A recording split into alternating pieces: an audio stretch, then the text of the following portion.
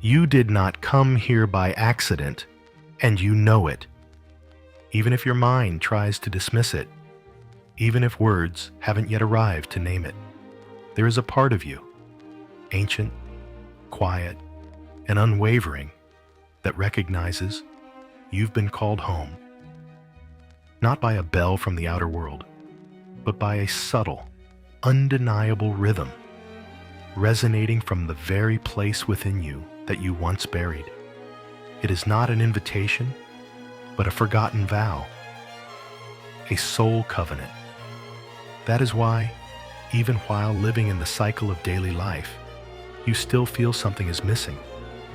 Even if everything looks fine or enough from the outside, within you echoes something unspeakable, a sensation that you haven't truly begun, a hollowness, not because something is lacking, but because something is in excess. Too many masks, too many roles, too many inherited expectations passed down through generations, yet missing the one thing you truly yearn for: truth. Carl Jung called this moment the beginning of the individuation process, when the true self begins to stir beneath the soil of the unconscious, when the soul no longer tolerates repetition, no longer pretends, no longer compromises, when you stop wanting to be the good person in others' eyes, and simply wish to return to yourself, even if that means being misunderstood, rejected, or left behind. And that is exactly when everything begins. Not a beginning as society defines it, not a new job, a new journey, a new milestone to flaunt, but a quiet beginning within, a step unseen, a movement only your soul can feel. It's not loud, not dramatic. It is awakening. And like every true awakening, it comes with pain.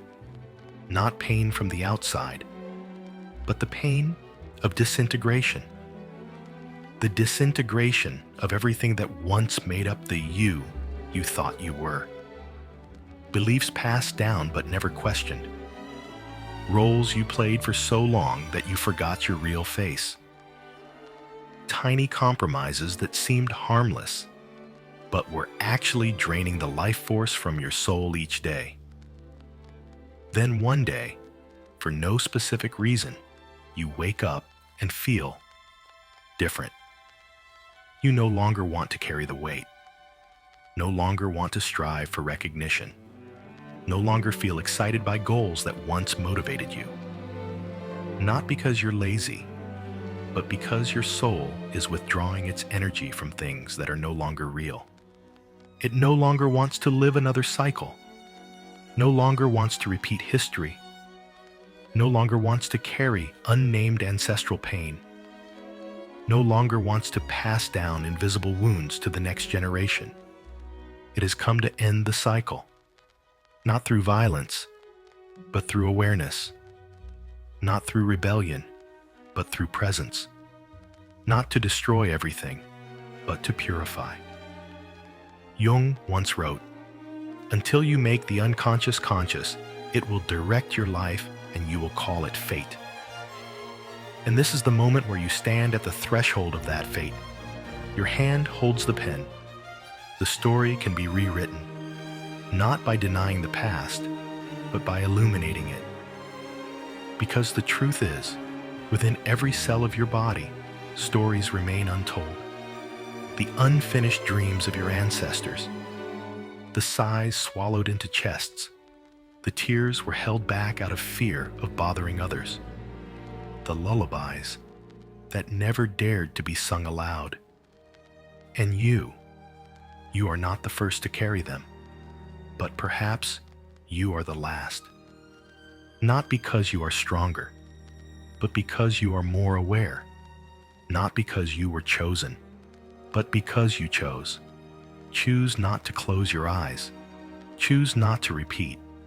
Choose not to live out a story that was never yours, even if that means loneliness. Even if you can't explain it to anyone. Even if you feel like a misfit in your own family, your friends, your community, and your belief system. And then you realize the pain you carry is not just yours. It is your mother's, your grandmother's, the women who lived without ever truly living. It is your father's, your grandfather's, the men stripped of softness, left only with silence. It is the words never spoken, the emotions were never allowed, the ghosts were never brought into the light. And your soul somehow said yes. Not yes to continue, but yes to end, to transmute, to return, to stop the transmission at the very point where it wants to pass through, to allow the cycle to halt through understanding, through love, through the courage of one who has looked back and said, I see you. I am no longer afraid of you. I was once you, but I will no longer repeat to you. This is the soul's vow, not signed in ink, but in awareness, in the way you no longer pretend, no longer try to make it make sense, no longer call suffering no big deal, no longer live the life someone else scripted for you, but instead begin to ask, what about me? Why am I here? What would life, real, raw, unmasked, look like if I dared to live it? No one can answer for you, but one thing is clear. You no longer want to live halfway, no longer want to strain just to survive, no longer accept fine as the final destination. You've begun to remember who you are, not in your role, your credentials, your evaluations, but at your core. In a life that has never been conditioned, in a light that has never gone out, in the person you were, before the world told you who to be. This is the first stage, the stage of recognizing. There's no need to act hastily, no need to change immediately. Just look, deeply, honestly, silently. Because sometimes the greatest transformation begins by daring to be still. Still with the emptiness, the unanswered questions, the sense of being lost. Still without covering your ears, without rushing to fix, without continuing the act.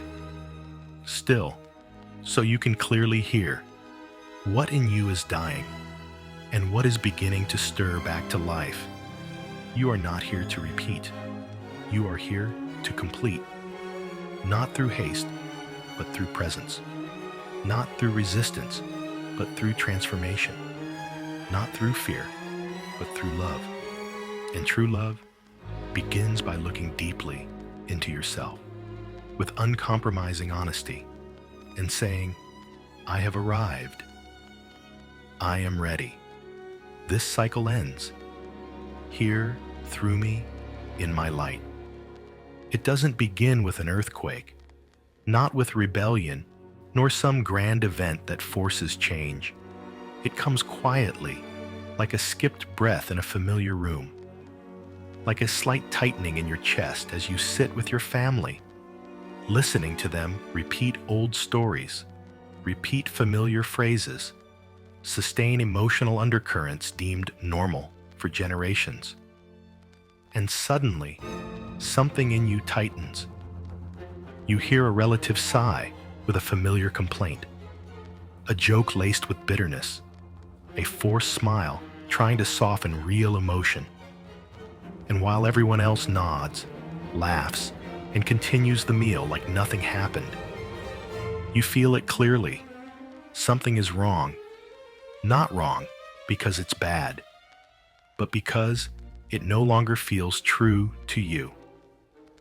You begin to realize what they call normal is in fact generational endurance, institutionalized silence, memorized roles, invisible contracts signed in fear, fear of being left behind, fear of rejection, fear of hurting others with the truth.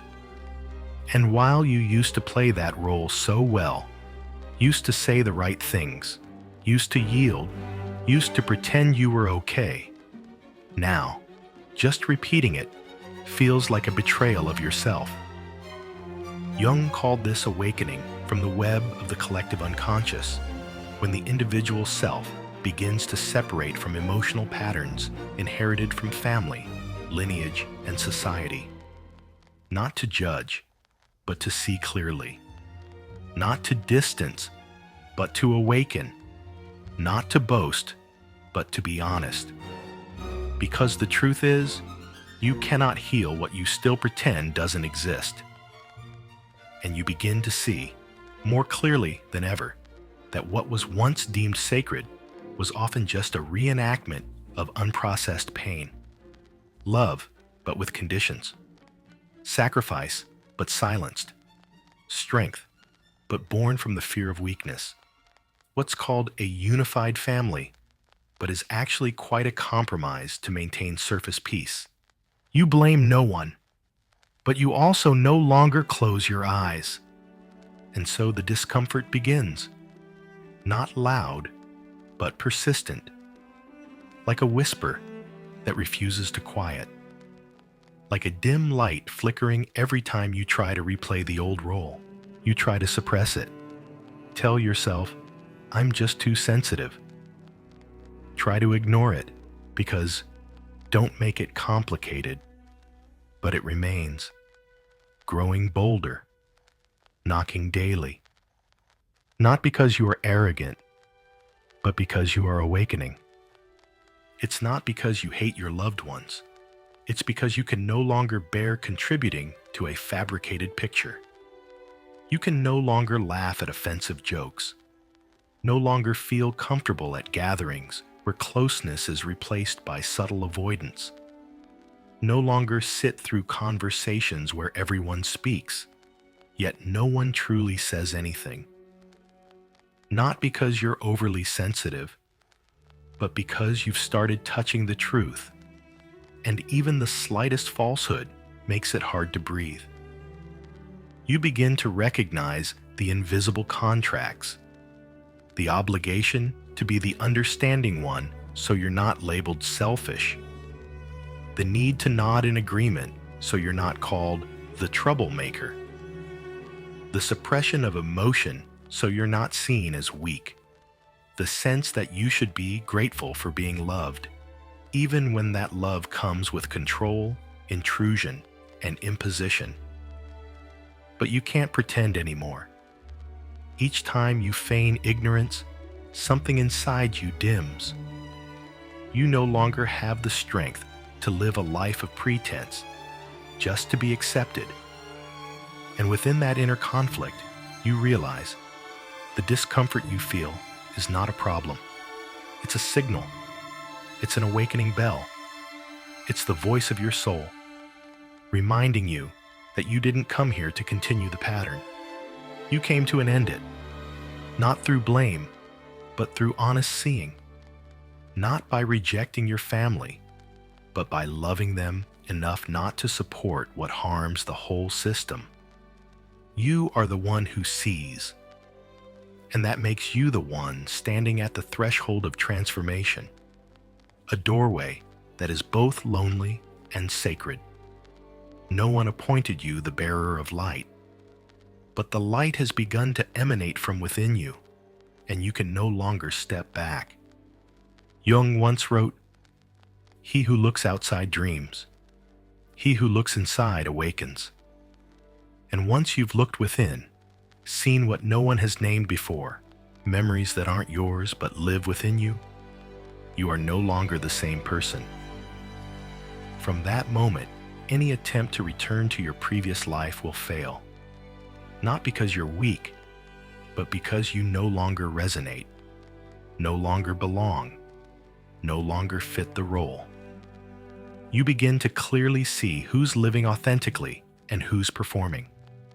You begin to feel the hidden energies within seemingly harmless conversations.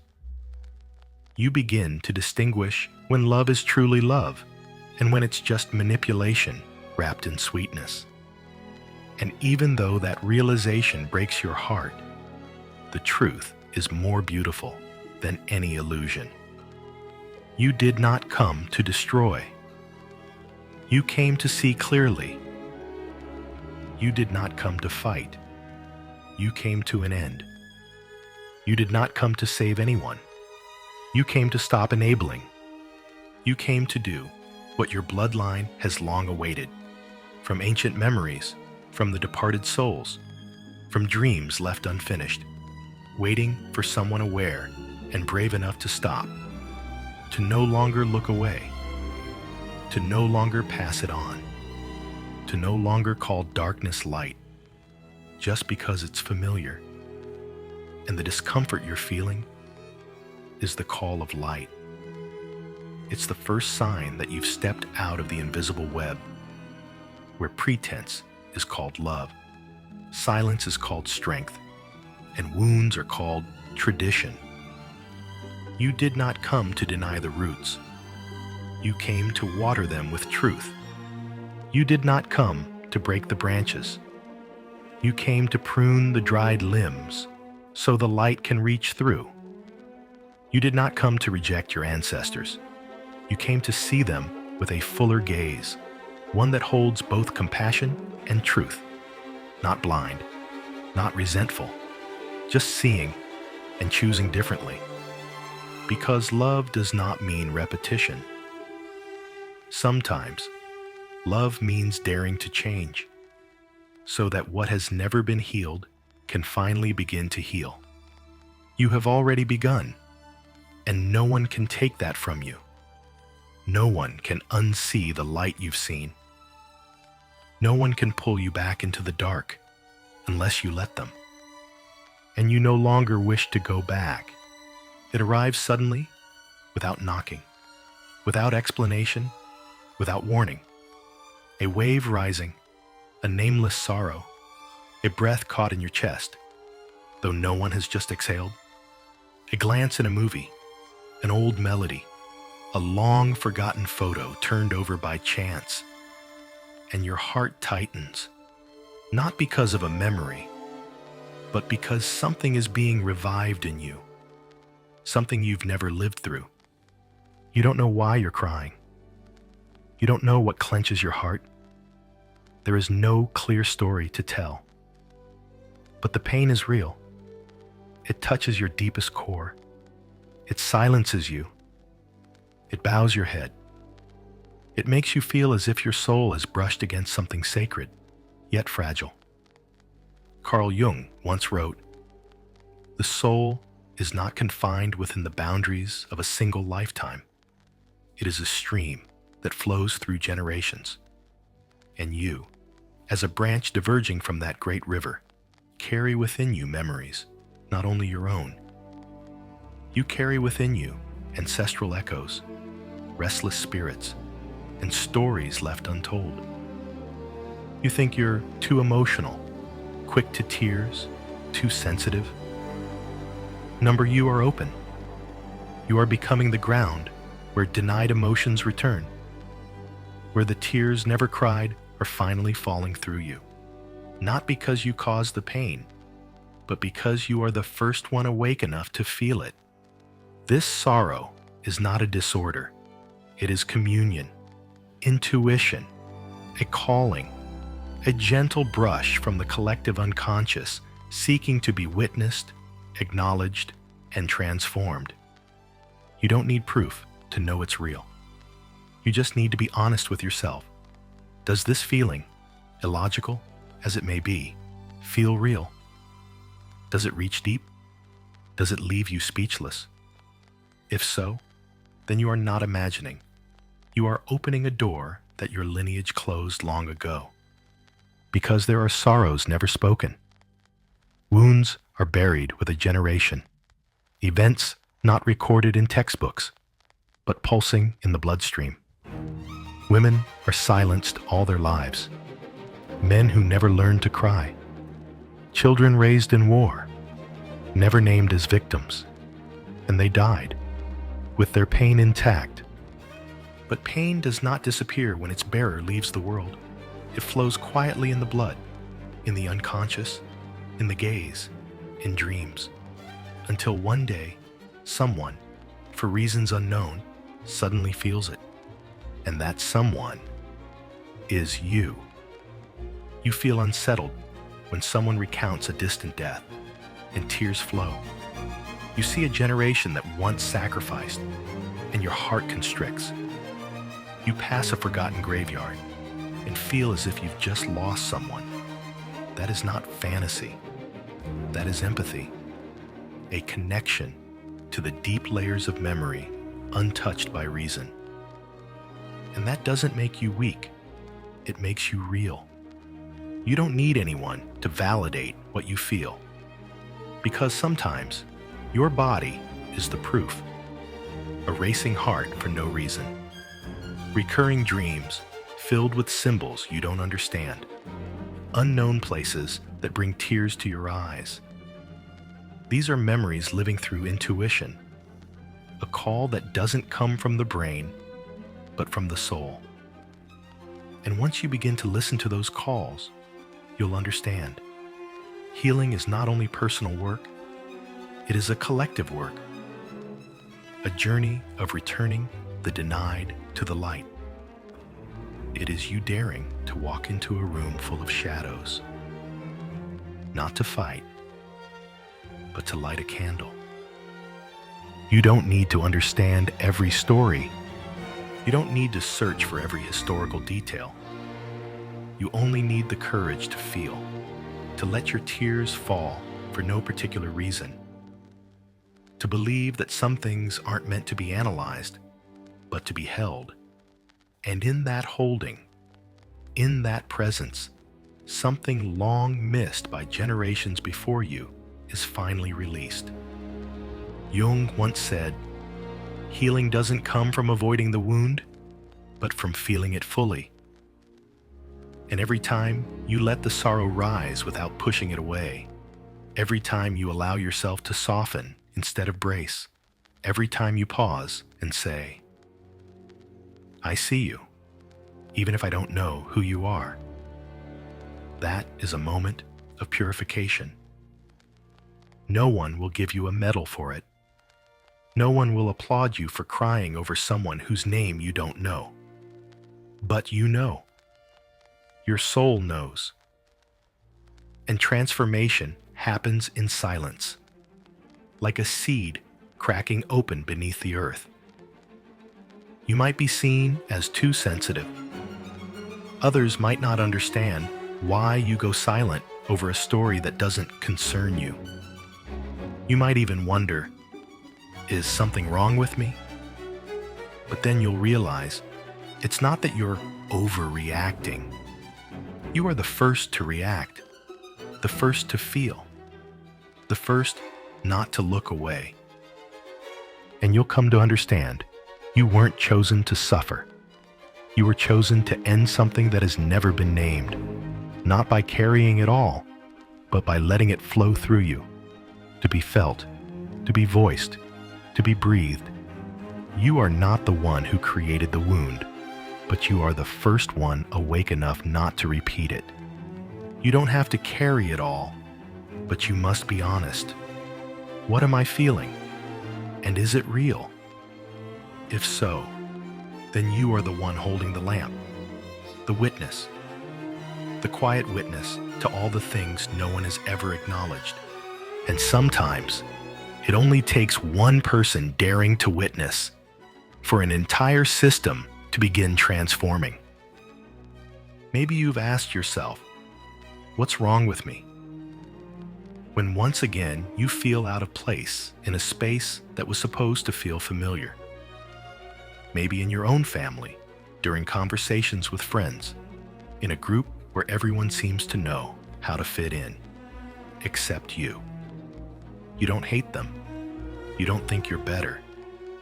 But deep down, there's always been a sense of misalignment, as if the world is performing a rehearsed play, and you're the only one without a script.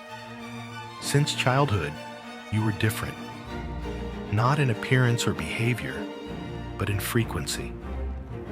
You felt things others didn't. You noticed what others overlooked. You asked questions where others stayed silent. And often you found yourself on the margins, not because anyone pushed you there, but because something in you always stood slightly apart, observing from a deeper, wider place. Carl Jung once wrote, "Difference is the starting point of individuation, and the process of individuation cannot begin until you step away from replicas, cycles, and the pre-written scripts of the masses. That sense of not belonging is the soul's first whisper. I did not come here to dissolve. I came to become myself." And so you walk, a path no one teaches, no one guides, no one guarantees will lead anywhere. You begin to withdraw from shallow stories, from artificial conversations, from relationships that require you to strain just to be accepted. You pull your energy away from noisy parties, hollow slogans, and meetings where everyone wears a mask. Not because you're cold, but because you're tired of living on the surface.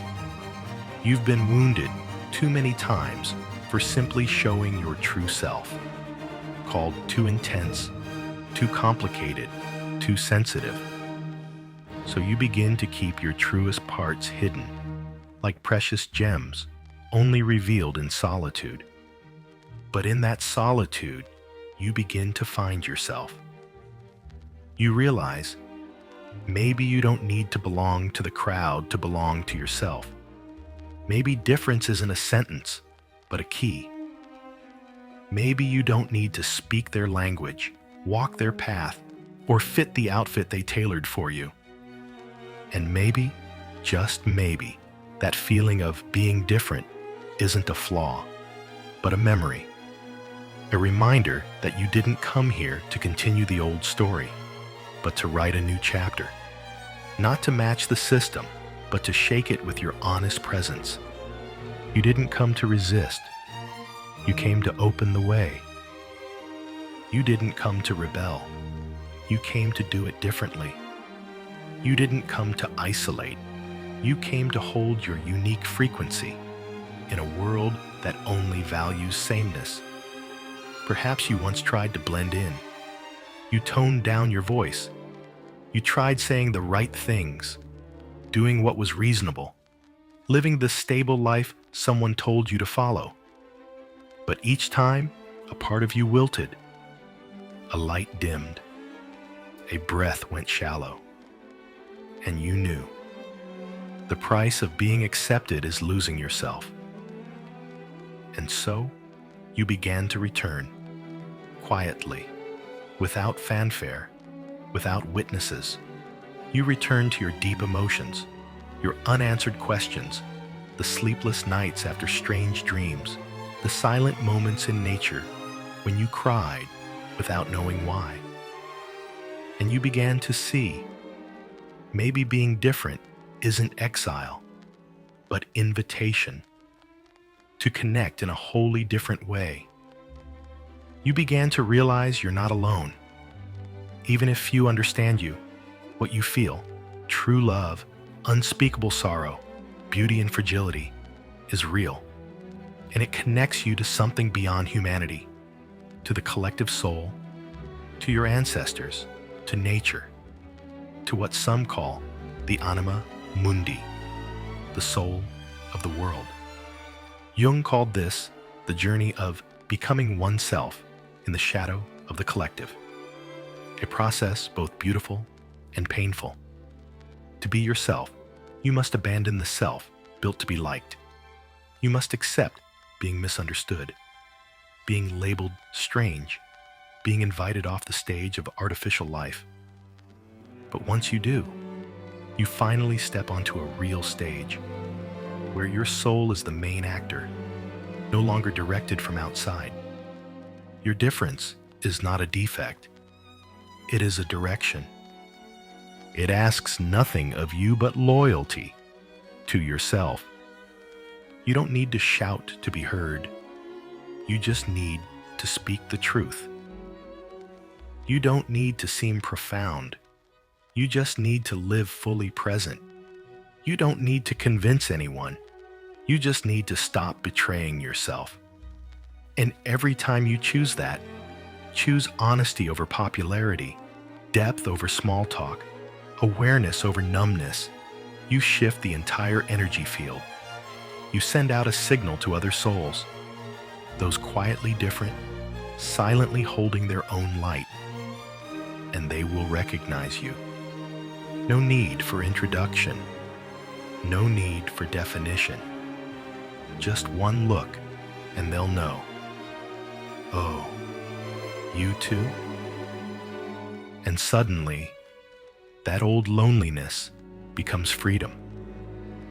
That former isolation becomes space to breathe. That once heavy difference becomes your wings.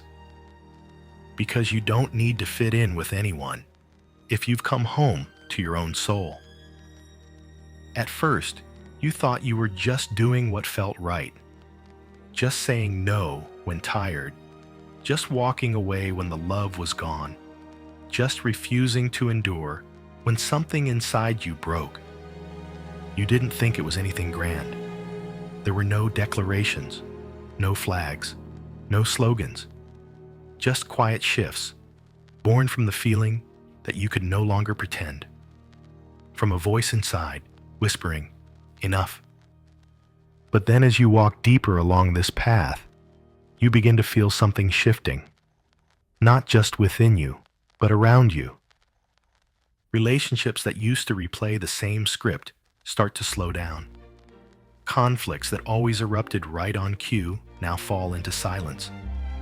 A relative who once tried to control you begins to soften. Someone else, who you thought would never understand, suddenly asks, "Why have you changed?" You don't have a neat answer, but your soul knows.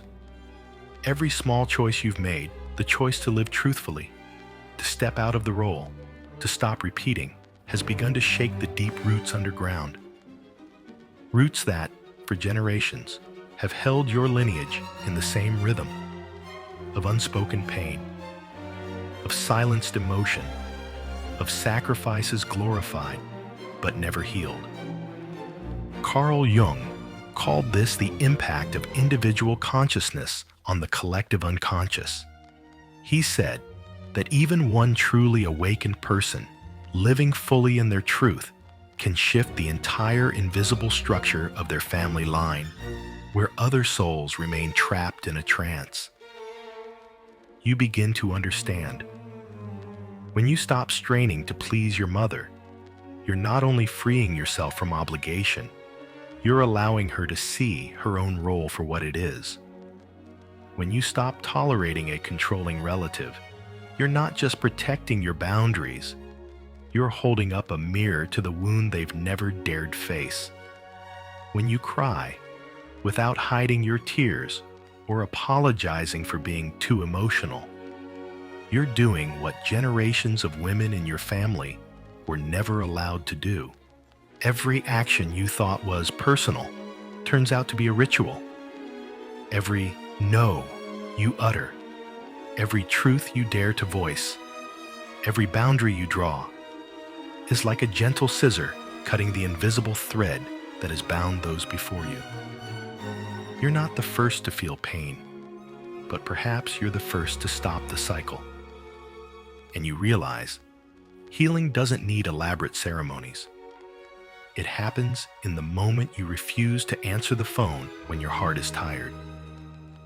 In the second you leave a conversation full of attack without needing to explain. In the choice to no longer stay in a controlling relationship just because you're afraid of disappointing your parents.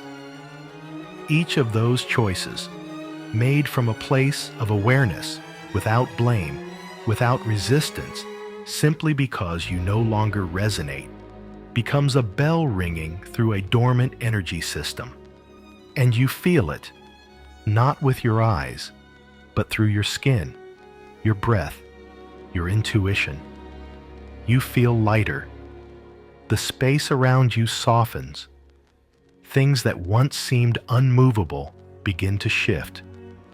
Because every system moves when even one link stops spinning the old way. And you, through your presence, through your truth, are making the old system no longer able to function as it once did. This doesn't make you proud. It makes you more humble than ever, because you understand you're not saving anyone. You're simply living truthfully. But that honest living, after generations of role-playing, is a quiet revolution. You don't need to shout. Just stop being silent. You don't need to convince anyone. Just stop betraying yourself. You don't need to do something grand. Just stop continuing what isn't real. And then you begin to see the sacred in the small things. Cleaning your room becomes a ritual. Taking a deep breath before answering a call becomes an act of reconnection. Saying no to an invitation, not out of dislike, but because you want to be with yourself, becomes a way of saying to the world, I exist and I deserve peace. Your presence, no longer rushed, no longer bracing, no longer performing, becomes a marker of energy. A space where those around you feel permitted to lower their defenses, to be honest, to breathe easily, to feel fragile, to ask themselves, am I truly living in alignment with who I am? Jung once said, healing the system doesn't require confrontation. It only requires one person living their truth. And you are that person, not because you're better, but because you've grown too weary to keep living out of alignment. You've awakened enough not to repeat. You've loved enough not to participate in self-deceit, no matter how beautifully it's dressed up in names like tradition, sacrifice, or duty. And when you live this way, you become a place where the past is touched without judgment, where ancestors can breathe again, not through blind worship, but through the light of being seen, where the future is laid down, not on the foundation of musts, but of what is truly alive. You don't honor the past by repeating it. You honor the past by looking it in the face, with both love and clarity, and choosing a different way of living.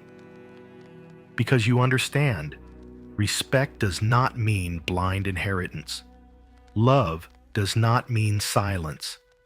Reverence does not mean erasing yourself to be accepted. You're not breaking the system. You're liberating it. You're not severing the roots. You're watering them with real water, not diluted myth. You're not opposing those who came before. You're moving forward on your own true feet, instead of tracing old footsteps out of fear of going the wrong way. And you are doing it beautifully. No one taught you this.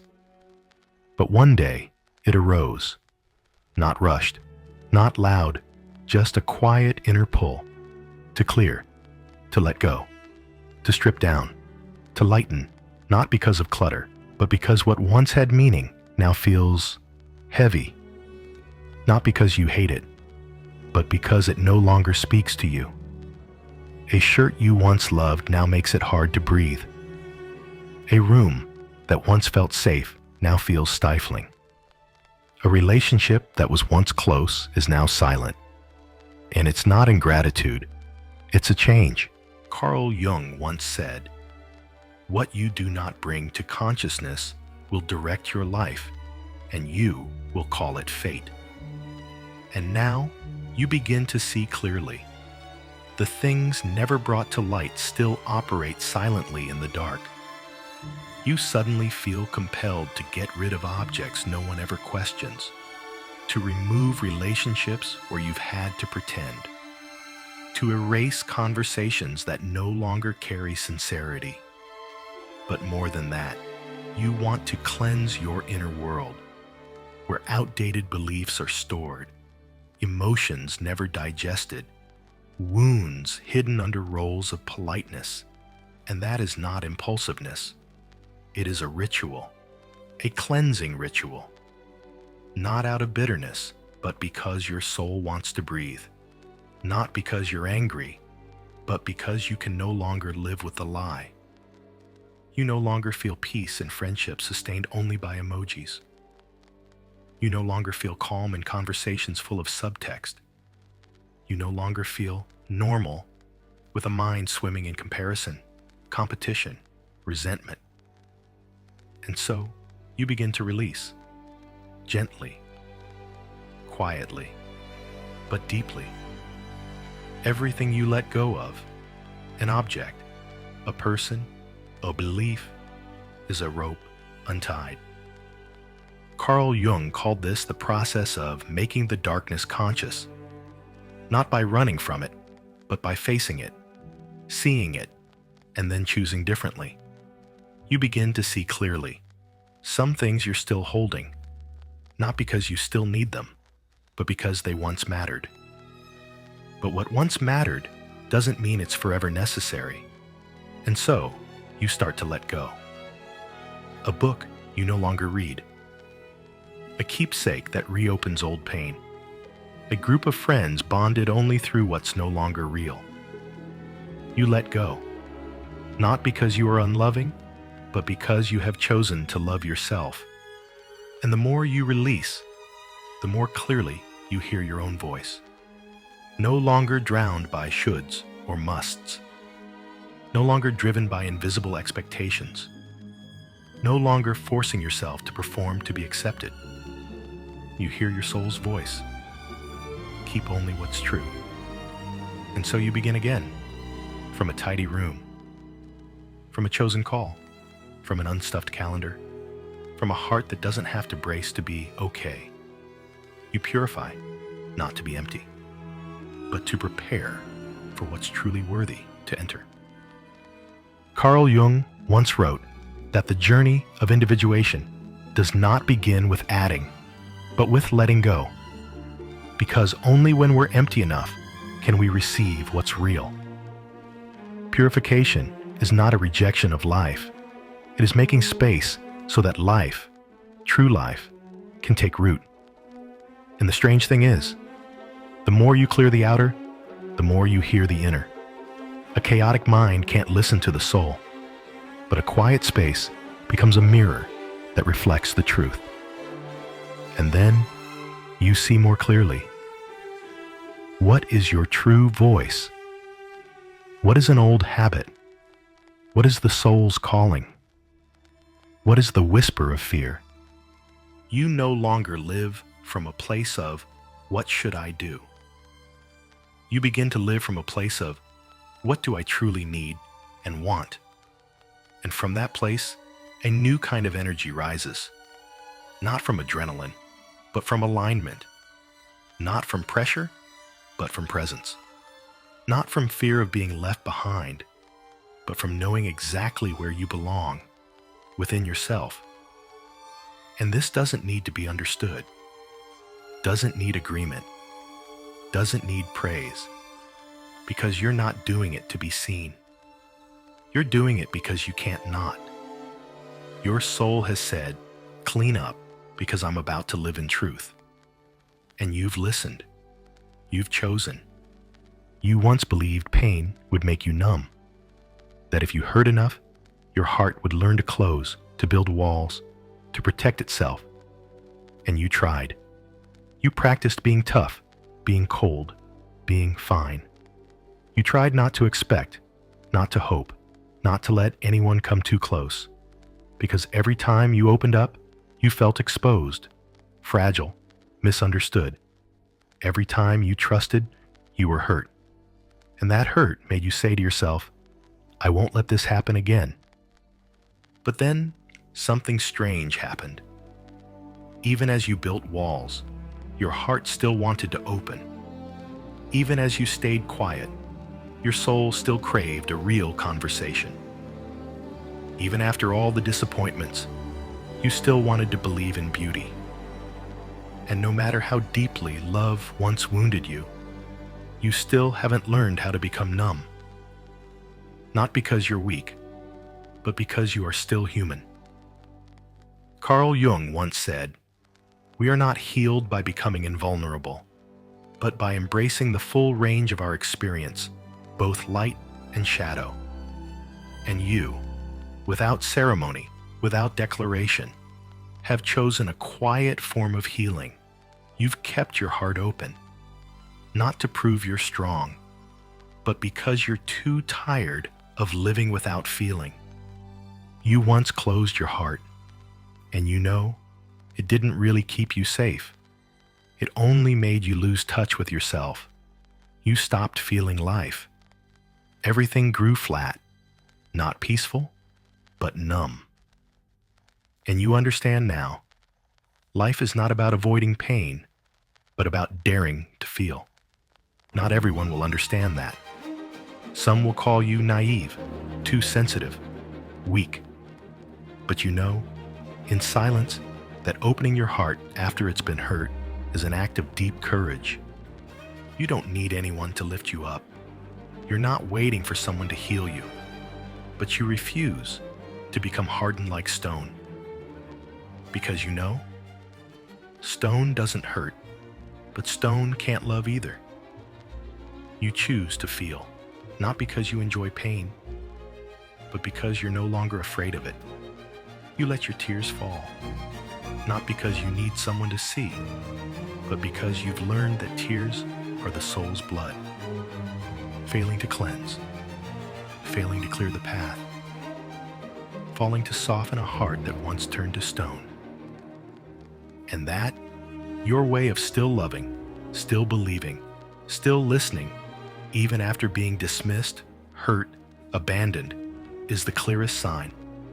You are the one who came to close the cycle.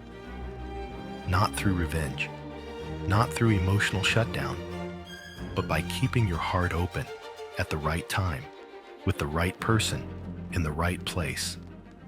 Not because you need anything from anyone, but because this is who you are, a heart that has never surrendered. You no longer love to be loved back. You love because you are love. You no longer speak the truth to win. You speak it because you no longer want to lie to yourself. You no longer forgive because someone deserves it. You forgive because you don't want to carry that weight into the next generation. You no longer open your heart because the world is more trustworthy. You open it because you are more deserving of living truthfully. Jung once wrote, "What is not transformed will be repeated." And in keeping your heart open, you've stopped repeating what your ancestors endured, living in fear, loving with avoidance, existing behind shields. You are not recreating emotional prisons.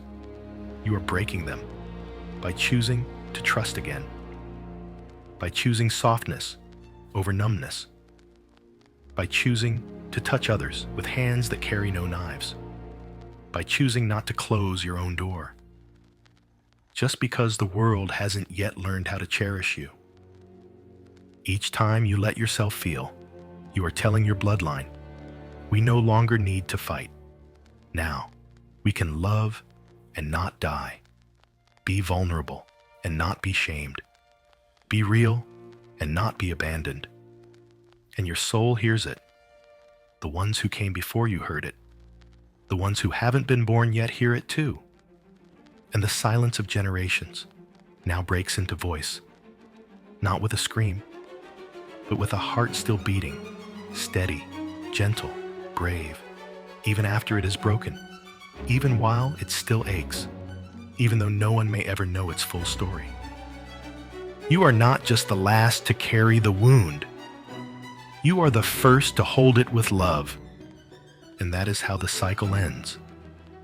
Not by running away, but by staying present. Not with a shield, but with an open heart.